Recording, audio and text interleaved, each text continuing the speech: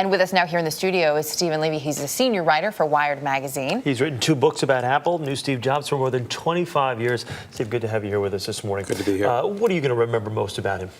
I think I'm going to remember the passion that he brought to making technology part of all our lives. He told the people in the Macintosh team, and I think that was, the most pleasurable, intense experience for him in his career, that they were going to put a dent in the universe. And I think Steve put the universe in the body shop.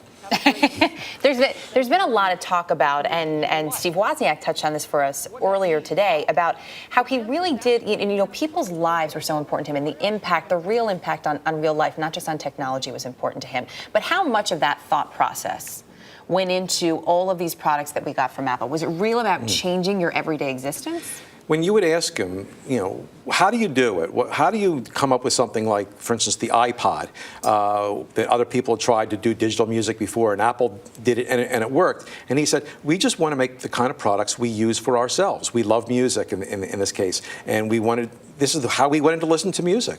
How difficult was it for him in the last few months to have to kind of pull back the reins a little and let Tim now take over and really kind of remove himself from this company that he developed when he was 21 years old?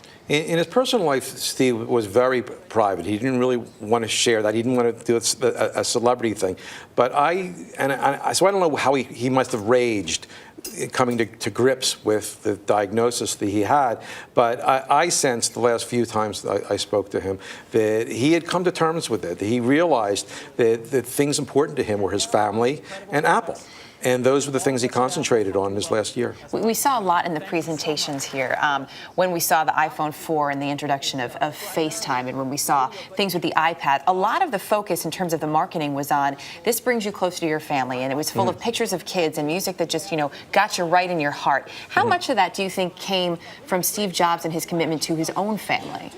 I think maybe, somewhere that might figured in there, but that was always something that he wanted to bring across with his products. When he started, the personal computer world was thought of for geeks and hobbyists, and he was the guy who said, wait a minute, people want this in their houses, and he made a case for the Apple II, which made it a friendly computer compared to these ugly boxes that everything else was. And he made it cool, which is probably the biggest thing. It takes that whole geek element out of it. He made it cool for him. But when you said to him, is Apple cool, he would bristle. He said, that cool is trendy. Yeah. Things are built through and through at Apple. It's life-changing. All right, Steven, thank you very much. Great to have you here. Thanks.